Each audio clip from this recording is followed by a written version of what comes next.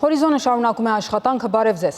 Վարչապետ Նիկոլ Փաշինյանը հյուրընկալել է Կիպրոսի ներկայացուցիչների պալատի նախագահ Անիտա Դիմիտրիուի գլխավորած պատվիրակությանը։ Հանդիպման ընթացքում քննարկվել են Հայաստան-Կիպրոս երկկողմ համագործակցության օրակարգային մի շարք հարցեր, ներառյալ տնտեսական կապերի զարգացումը, ներդրումային հնարավորությունները, բազմոլորտ փոխգործակցության ընդլայնումը։ Մտքեր են փոխանակվել նաև Հայաստան-Ադրբեջան խաղաղության գործընթացին առնչվող զարգացումների վերաբերյալ, եւ այս համատեքստում ընդգծվել է խաղաղության հաստատման ու կայունության պահպանման կարևորությունը Հարավային Կովկասում։ Նախագահ Վագն Խաչատուրյանը ևս ընդունել է Կիպրոսի ներկայացուցիչների պալատի նախագահին։ Զրուցակիցները կարևորել են երկու երկրներում ռեզիդենտ դեսպանությունների բացումը որպես համագործակցության ինստիտուցիոնալ հիմքերի ամրապնդման քայլ։ Բարձր է գնահատվել առկա փոխգործակցային ներուժը, ինչպես նաև միջազգային հարթակներում երկու երկրների միջև ձևավորված արդյունավետ ու անխոչնդոտ համագործակցությունը։ Հանդիպման ավարտին Հայաստանի եւ Կիպրոսի միջև բարեկամական կապերի ամրապնդման ու զարգացման գործում ներդրած նշանակալի ավանդի համար Կիպրոսի ներկայացուցիչների պալատի նախագահ Անիտա Դիմիտրիուն պարգևատրվել է բարեկամության շքանշանով։ Արտաքին գործերի նախարար Արարատ Միրզոյանը հեռախոսազրույց է ունեցել Ֆրանսիայի, Եվրոպայի եւ արտաքին գործերի նախարար Ժան-Նոել Բարոյի հետ։ Նախարարները քննարկել են Հայաստան-Ֆրանսիա երկկողմ գործընկերության ընթացիկ եւ առաջիկա շփումների օրակարգը։ Ի շարունակություն նախորդ շաբաթ Տիրանայում երկու երկրների ղեկավարների միջև կայացած քննարկման Արարատ Միրզոյանը եւ Ժան-Նոել Բարոն մտքեր են փոխանակել գործընկերության խորացման ուղղված քայլերի շուրջ։ Անդրադարձ է կատարվել բազմակողմ հարթակներում, ինչպես նաև եվրոպական քաղաքական համայնքի շրջանակներում փոխգործակցության հարցերի։ Պաշտպանության նախարար Սուրեն Պապիկյանը ընդունել է պաշտոնական այցով Հայաստանի Հանրապետություն ժամանած Իրանի պաշտպանության եւ զինված ուժերի աջակցման նախարար բրիգադի գեներալ Ազիզ Նասիրզադեին։ Պաշտպանության նախարարության վարչական համալիրում տեղի է ունեցել բրիգադի գեներալ Ազիզ Նասիրզադեի դիմավորման հանդիսավոր արարողությունը պատվո պահակախմբի եւ զինվորական նվագախմբի մասնակցությամբ։ Այնուհետև երկու երկրների նախարարները նախ առանձնազրույց են ունեցել, որից հետո բանակցությունները շարունակվել են պատվիրակությունների ընդլայնված կազմերով։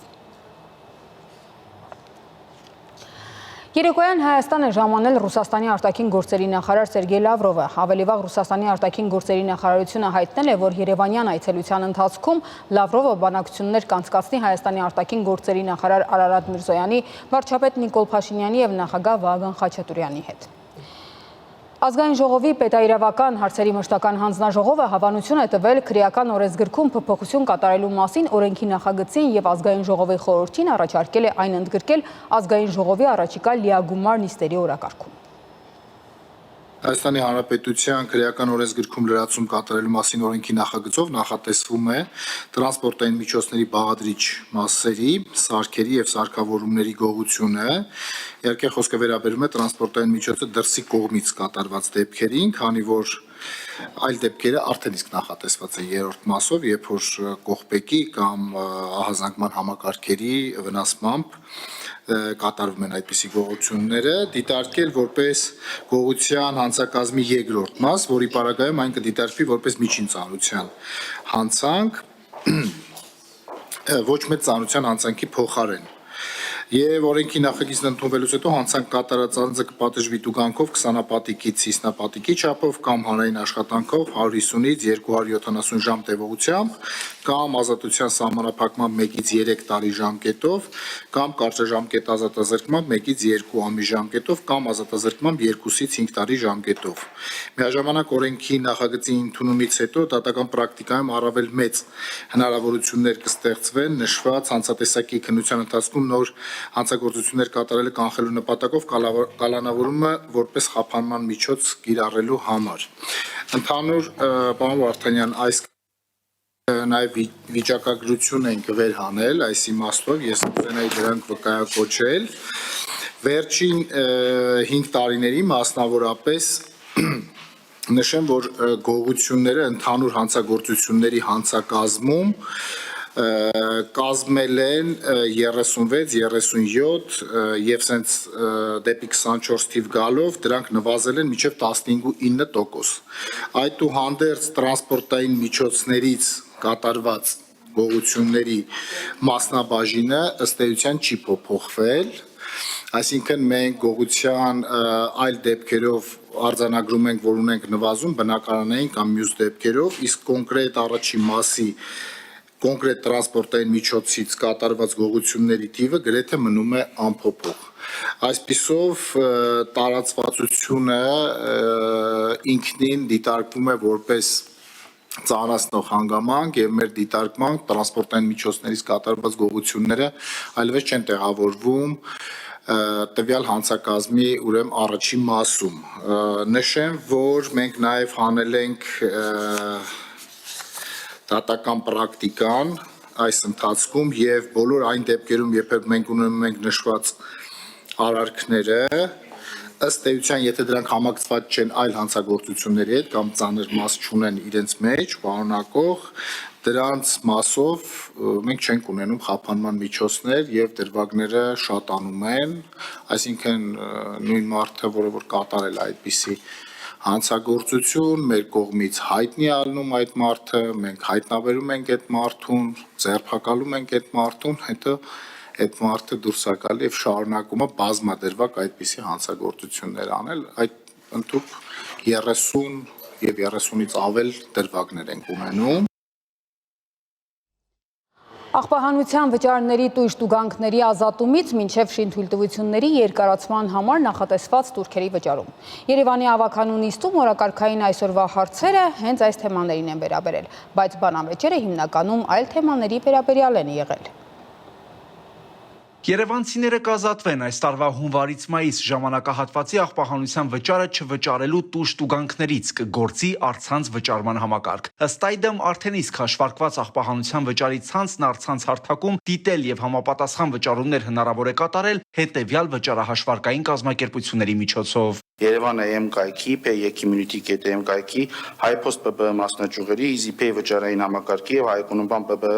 մասնաճյուղերի միջոցով, ինչպես նաեւ այս համակարգի այս նոր ներդրված համակարգի նաեւ ինտեգրվում են այլ վճարային կազմակերպություններ, դրանք կրում են շարունակական բնույթ։ Այս վճարահաշվարկային կազմակերպություններին մոտակա 1-2 շաբաթում կավելանան նաև մի շարք այլ առևտրային բանկեր, որոնց հավելվածների միջոցով եւս հնարավոր կլինի վճարումներ կատարել։ Երևանի քաղաքապետը հիշեցրեց, Երևանի քաղաքապետարանը սահմաքրման վճարումների նոր ձևաչափը ընդունելիս հայտարարել է, որ արտոնություններ նույնպես լինելու են։ Այս որոշմամբ, սիրելի երևանցիներ, մենք արձանագրում ենք, որ մինչ այս պահ կուտակված որևէ տույժ տուգանք չի գործում, ամբողջը հաշվանցվելու է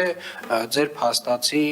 սահմաքրման վճարին։ Բուն նախագծի շուրջ հարցերն ու ելույթներն առանձնապես շատ չէին։ Կոռուպցիայից մինչև վատորակ շինարարություն ու մանկապարտեզների մասնավորեցում ու վաճառք։ Իշխող ու ընդդիմադիր խմբակցությունների մեղադրանքները միմյանց հասցեին, այս անգամ էլ նույն բովանդակությունն ունեին։ Այն ընկերությունը ձեր սիրած նախկինի, ով որ սիրախաղի մեջ է ձեր հետ, իմ համար ավելի վատնա, քան դուք։ Եվ դա ձեր գործն է։ ԿՊ-ական ավականների գործն է, հելնեն գնան, գտնեն այդ նախկիննովա, որ թալանում է մանկապարտեզը։ Ինձ հետ բերել եմ Երևան քաղաքի 1999 թվականից հետո մասնավորացված, վաճառված, օտարված, սեփական բիզնես դարձած, բազմաբնակարան շենք դարձած մանկապարտեզների ցանկը։ Մենք ենք այսօր բողոքում, ասում ենք, այս ինչին արը վատ է անում, այս ինչին արը շատ վատ է անում, այս ինչ մեկը չի շտկում իր խնդիրները։ Այսօր մենք գնում ենք մրցույթները հաղթած շինարարների հետևից, տեսնում ենք, որ ձեր հետ փոխկապակցված մարդիկ են։ Այդ գործը ձերն է, տղեկ։ Այս ավականից ԿՊ-ական ժողովրդինն է։ Գնացեք, գտեք, բռնեք հերերն էլ անիծեք։ Այդ բան Հովանես, այդ մանկապարտեզների համար որ ասում եք, ամենայն պատասխանատվության ասում եմ, թողնում եմ, գնացեք բերեք սա մանկապարտեզները, ով որ մանկապարտեզը տարել է, գնացեք բռնեք վիզը կտրեք։ Այսպիսի բանավեճեր եղան ոչ մեկ անգամ։ Տիգրան Ավինյանը ամեն ելույթից ու հարցից առաջ էր զգուշացնում։ Ըստ կանոնակարգի դրանք կարող են լինել միայն բուն նախագծի վերաբերյալ, բայց ապարդյուն։ Այնուամենայնիվ, աղբահանության վճարների տուժտուգանքներից ազատվելու նախագիծն ընդունվեց։ Ընդունվեց նաև օրակարգային զեկուցվող երկրորդ նախագիծը։ Ըստ այդմ շինթույլտվությունը երկարացնելու համար կառուցապատողները 400 միլիոն դրամից ավելի տուրք չեն վճարի։ Նիստն ամփոփվեց քաղաքապետի ելույթով։ Տիգրան Ավինյանի խոսքով Երևանի քաղաքապետարանն այս պահին իրականացնում է մանկապարտեզների հիմնանորոգման, վերանորոգման աշխատանքներ, այնպիսի ծավալներով, ինչպիսիք երբևէ չեն իրականացվել վերջին 30-ից 35 տարիների ընթացքում։ 100 ծրագրի մեջ մոտավորապես 4-5 ծրագիր ունենք, որոնք որ խնդրահարույց են, եւ վստահաբար մեր գործընկերները ավականու ընդդիմադիր խմբակցություններից, երբ որ բարձրաձայնում են, որ կա խնդիր տվյալ մանկապարտեզում, այո, ճիշտ են ասում։ Նրանք ճիշտ են ասում։ Վստահաբար ունենք այդ խնդիրը տվյալ մանկապարտեզում 2023 թվականի քաղաքապետ նշանակվելուց հետո այդ մանկապարտեզներում 2-3 մանկապարտեզներում աշխատանքները դադարեցվել են, որովհետև կային մի շարք խնդիրներ, որակի հետ կապված, փաստաթղթերի հետ կապված, երկուսի հետ կապված կար քրեական գործեր։ Բայց ուզում եմ նորից մասշտաբը հասկանանք։ Խոսքը գնում է 100 ծրագրի մասին եւ 100 ծրագրից 5-ում մենք ունենք խնդիր։ Ըստ քաղաքապետի տարվա ընթացքում 1 տասնյակին մոտ նոր հիմնանորոգված մանկապարտեզ են բացում, որոնցից յուրաքանչյուրն ընդունում է 150-ից 300 երեխա։ Հավինյանի խոսքով տարեց տարի այդ մանկապարտեզների աշխատանքների որակն էլ ավելի են բարձրացնում։ Նրանք գնում են եւ գտնում են այն մանկապարտեզներում խնդիրներ, որ մենք էլ գիտեինք, մենք էլ շատ լավ տեղեկացված էինք, որոշների վերաբերյալ կան նույնիսկ արդեն պոտենցիալ դատական վեճեր եւ այլ։ Ամենավատը, որ իրականացում է, այսինքն ամենամոլորեցնող քայլը, որ արվում է, դա այն է, որ այս 2-3 մանկապարտեզները, որոնք ցույց են դրվում որպես խնդրահարույց, փորձում է այնպիսի պատկեր ներկայացվել, որ համատարած նմանատիպ խնդիր ունեն։ Սա բացարձակապես իրականությանը չի համապատասխանում։ Երևանի քաղաքապետարանն այս տարի միայն 10 մանկապարտեզ է վերաբացելու, հիմնանորոգված ամենաբարձր որակով, ընդգծեց Տիգրան Ավինյանը։ Նա հայտարարեց, որ ավականու բոլոր անդամները, որոնք ցանկանում են տեսնել, թե Երևանի քաղաքապետարանը ինչ աշխատանքներ է իրականացնում, կարող են գնալ եւ մասնակցել այդ մանկապարտեզների բացմանը, հավելելով, որ բոլոր խմբակցությունները հրավերներ կստանան։ Վահագն Հակոբյան, Հորիզոն։ Ավարտվեց Հորիզոնի այս թողարկումը, կարճատև դադար, որից հետո մենք կվերադառնանք այլ տեղեկատվությամբ։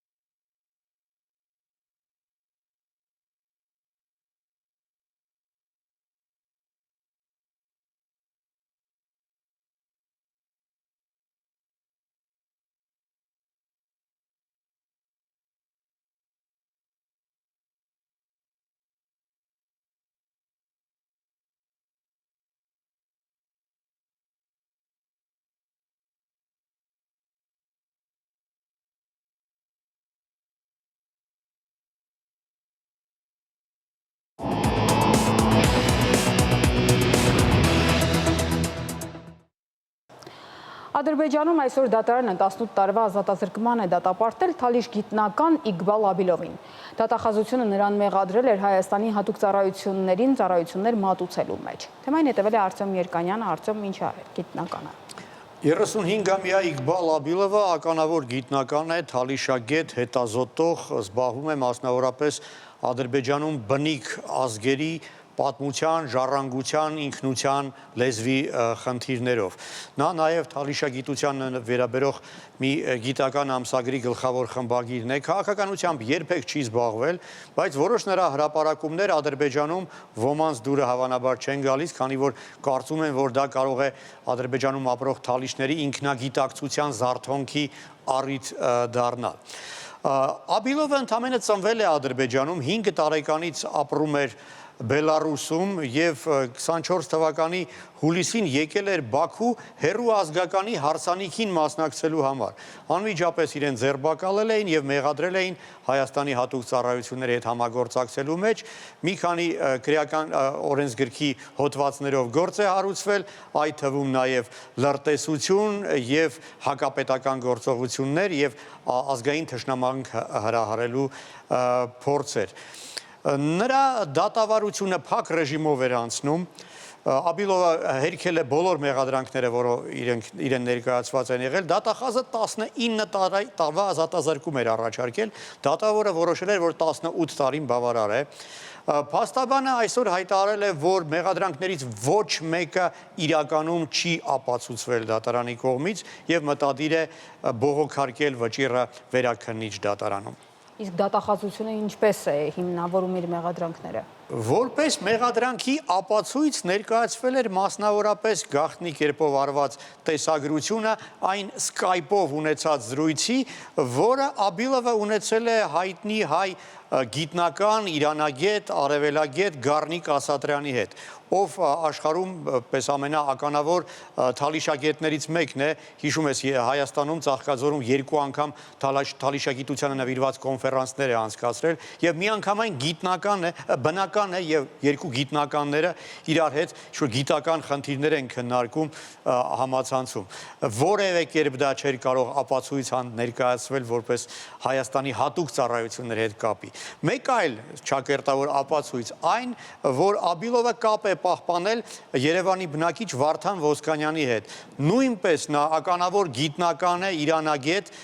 իդեպ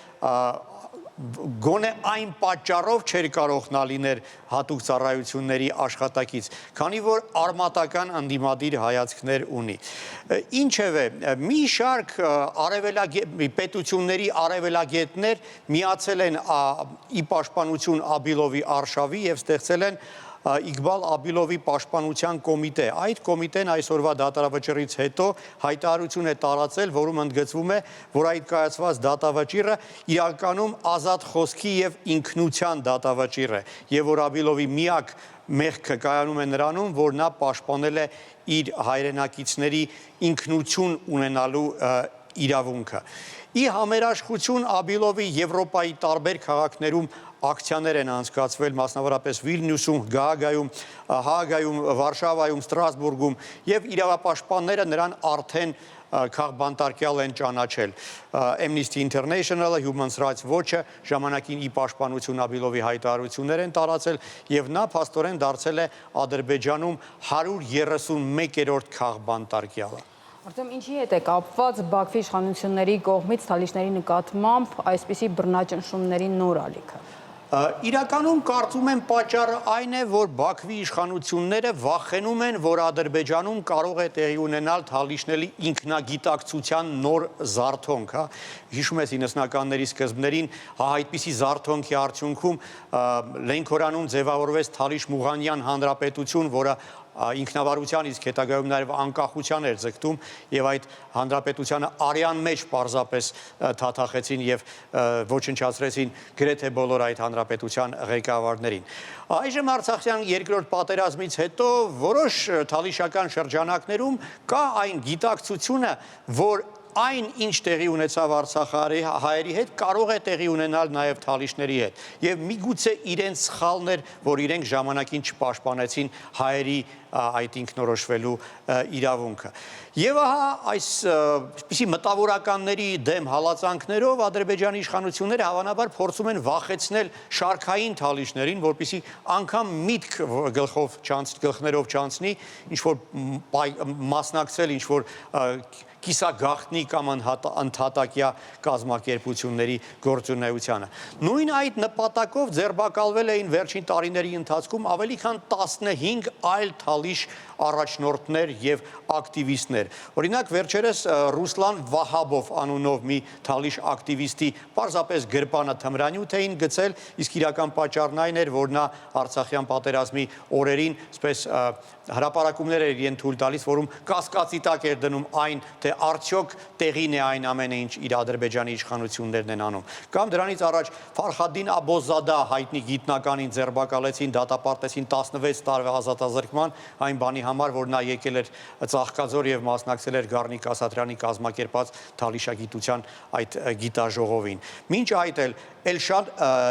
Իրշադով, Գիլալ Մամեդով, Նովրոզալի Մամեդով մի շարք ակտիվիստներ թալիշական ծագում ունեցող հալածվել են հենց այն բանի պատճառով, որ Ադրբեջանում մտավախություն ունեն, որ կարող է հնարավոր է իրենց գիտական աշխատանքի արդյունքում թալիշական ինքնության զարթոնք տեղի ունենա։ Շնորհակալություն, Արտյոմ։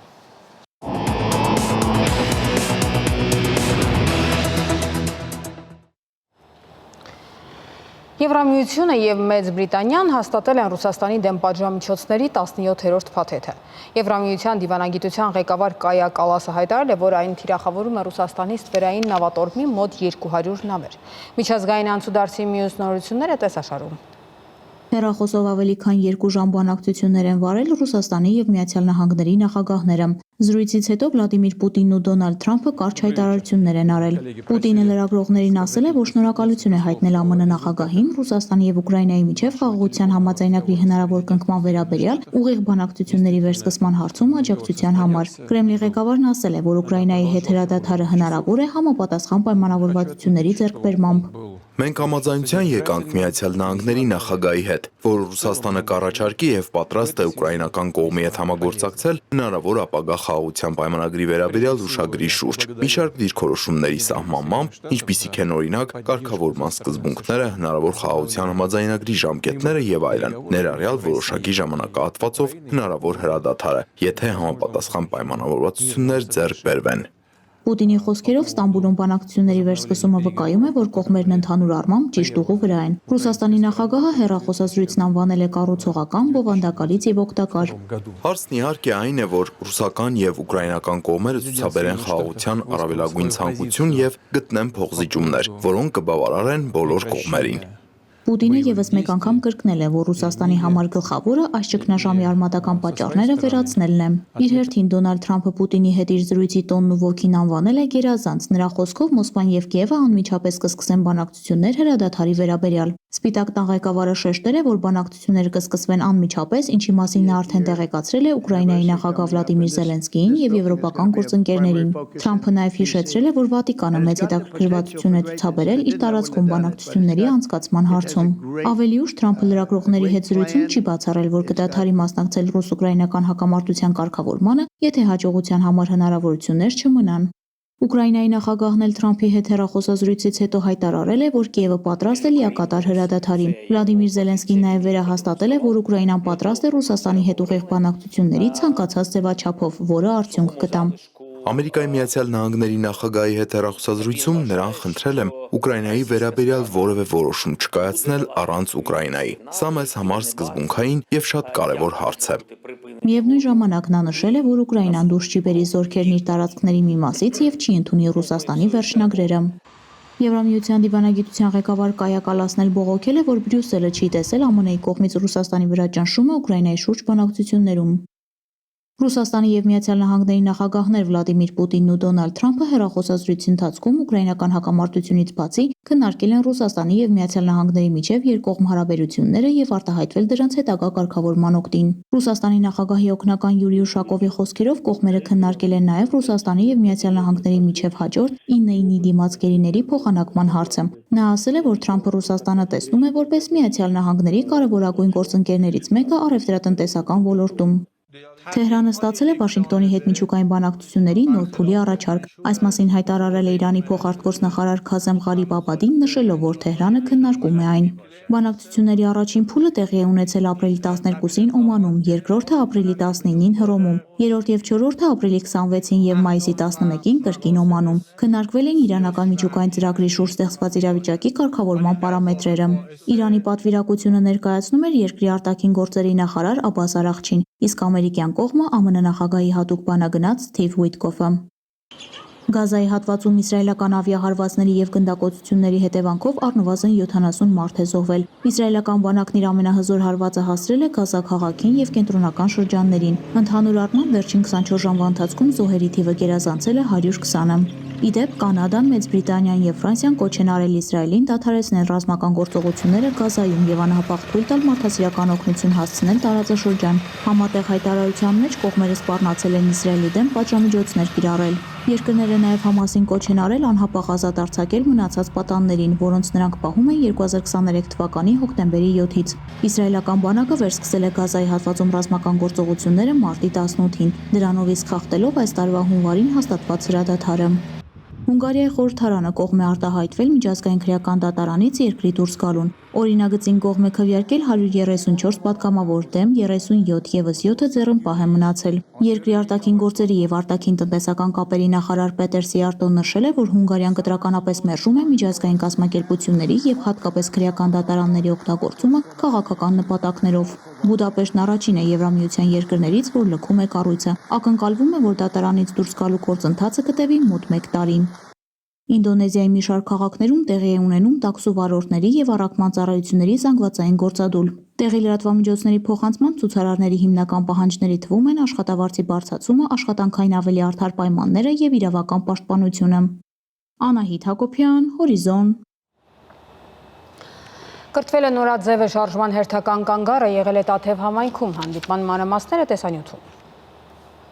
Կրթվել է նորաձև է ամենուր։ Շարժման հերթական հանդիպումը Տաթևում հերթական անգամ էլ ցույց տվեց, որ կրթության շուրջ ձևավորվող հանրային խոսքը դրական ազդեցություն է ունենում մտածելակերպի եւ արժեհամակարգի փոփոխության գործում։ Շարժման ղեկավար «Իմ քայլը» հիմնադրամի գործադիր տնօրեն Աննա Հակոբյանը եւ Հայաստանի Հանրապետության վարչապետ Նիկոլ Փաշինյանի բանախոսություններում արդեն հայտնի վերնագրերն էին։ Մնացել ենք 5-րդ դարում, իմանալ ինչպես եւ իրական Հայաստան։ Աննա Հակոբյանը անդրադառնալով շարժման գաղափարական հիմքերին, ընդգծեց, որ այն իրականում ինքնակրթությամբ զբաղվելու, զարգանալու, միմյանց հետ անկեղծ շփվելու եւ նախապաշարմունքների զերծ երկխոսել սովորելու մասին է։ Մնացել ենք 5-րդ դարում խորագրով ելույթում հնչեցին նաեւ մեջբերումներ Խորենացուց, Թումանյանից, Չարենցից ու Մաթեոսյանից։ Դարերի խորքից եկող խոսքերը ստիպում են հարցեր ուղղել ինքներս մեզ ու առերեսվել իրականությանը, ինչպես որ կա։ Այո, կան գաղափարներ, որ իրականում մնացել են 5-րդ դարում, պետք է ապրենք այնպես, որ հետագայում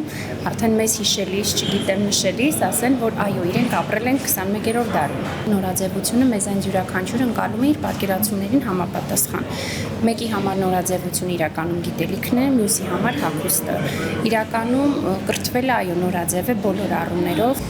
Ես ինքս ինձ համարում եմ կրթության մի մասնիկ եւ ուզում եմ նշել, որ կրթվելը դա այսօր պատասխանատվություն չի, այլ համարվում է սերունդներին վերև տանող ուղին եւ այս սկսվում է հենց դասարաններից։ Մի քանի օր առաջ, քանի որ անգլերենի մասնագետներում հենց աշակերտներից մեկը ասում է, որ եթե դու գիտես անգլերեն, գործ ունես 7 միլիարդ մարդու հետ, իսկ եթե չգիտես, ընդամենը 3 միլիոն մարդու հետ։ Ուզում եմ կապել այս կրթելը նորաձև շարժման գաղափարախոսության հետ ուղիղ կապ ունի։ Շարժման մասնակիցները բարձր են գնահատում այս նախաձեռնությունը։ Այն միայն բանախոսությունների շարք չէ, որտեղ նաև տարբեր ոլորտների առաջատար մասնագետները ներկայացնում են կրթության, գիտության, մշակույթի, տեխնոլոգիաների եւ հասարակական կյանքի վերաբերյալ կարևորագույն տեղեկություններ։ Այն նաև դասընթացների եւ ուսուցողական ծրագրերի մատուցում է, գործնական հմտությունները կատարելագործելու եւ գիտելիքները խորացնելու հնարավորություն։ Այս ամենը նաև վարչապետի բանախոսությունների տրամաբանության մեջ է։ Իրական Հայաստանը պետության ընկալման, վերաիմաստավորման եւ ազգային ինքնության հարցերի մասին է։ Տիկին Հակոբյանի ելույթին հաջորդեց Հայաստանի Հանրապետության վարչապետ Նիկոլ Փաշինյանի «Իմանալ ինչպես» բանախոսությունը, որի ընթացքում նա անդրադարձավ կրթության անձնական պատասխանատվության եւ ինքներս մեզ հետ անկեղծ լինելու եւ չիմացածը չթաքցնելու վերաբերյալ թեմաներին։ Ես այս տարիքում, որ ունեմ աշակերտներ, ես ամեն օր նաև իմ աշակերտներից եմ սովորում։ Տարիքը կապ չունի, պետք է միշտ կրթվենք եւ առաջ գնանք։ Ցանկացած տարիքում ցանկացած մասնագետ պետք է փորձի իր գիտելիքները ավելի զարգացնել, ավելի ընդլայնել, որպեսզի աշխատաշուկայում լավ պահանջարկ ունենալ, այն որ Նիկոլ Փաշինյանը նշում էր, որ աշխատանք չենք կարողանում գտնել, եթե ունենանք բավարար գիտելիքներ, անպայման կգտնենք։ Ես կարծում եմ, որ մարդուն պետք է գիրք իր ողջ կյանքի ընթացքում առանց ինքնակատարելագործման մարդը չի կարող ապրել այս աշխարհում։ Այն աշխարհում, որը օրեցօր, օր-օրի, ավելին ասեմ, ժամ առ ժամ ստիպում է մեկ քայլ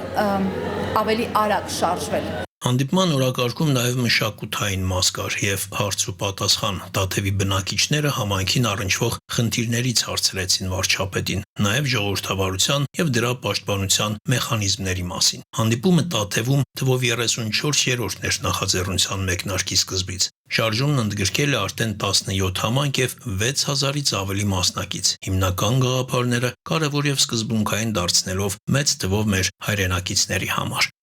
Արտակ Հովհաննիսյան, Հորիզոն։ Գազպրոմ Արմենիա ընկերությունը տեղեկացնում է, որ մայիսի 22-ին գազամատակարարման պլանային դադարեցումներ են նախատեսվում Մարինջում, Երևանի որոշ հասցեներում։ Գազպրոմ Արմենիա ընկերությունը տեղեկացնում է, որ պլանային աշխատանքներ իրականացնելու նպատակով մայիսի 22-ին ժամը 9-ից մինչև ժամը 19-ը կդադարեցվի Կոտայքի մարզի Առինջ բնակավայրի Սևակ թաղամասի թիվ 8-րդ, 17-րդ, 18-րդ, 19-րդ, 20-րդ փողոցների, 8-րդ փողոցի առաջին նրբանցքի գազասպառողների ժամը 9-ից մինչև ժամը 18-ը Երևան քաղաքի կենտրոն վարչական շրջանի Չարենցի փողոցի թիվ 27 եւ 27A բազմաբնակարան շենքերի գազասպառողների, ժամը 9-ից մինչև ժամը 19-ը կենտրոն վարչական շրջանի Աբեղյան, Սայաթնովայի, Չարենցի փողոցներով պարփակված թաղամասի գազասպառողների եւ հարակից տարբեր նշանակության հանրային կազմակերպությունների գազամատակարարումը։ Ընկերությունը հայցում է գազասպառողների ներողամտությունը եւ խնդրում պահպանել անվտանգության պահանջները։ Գազամատակարարման դադարեցումների մասին տեղեկատվություն ստանալու համար բաժանորդագրվեք Գազպրոմ Արմենիա ընկերության Telegram ալիքին։ Այս ժամին այսքանը կհանդիպենք ժամը 22-ին։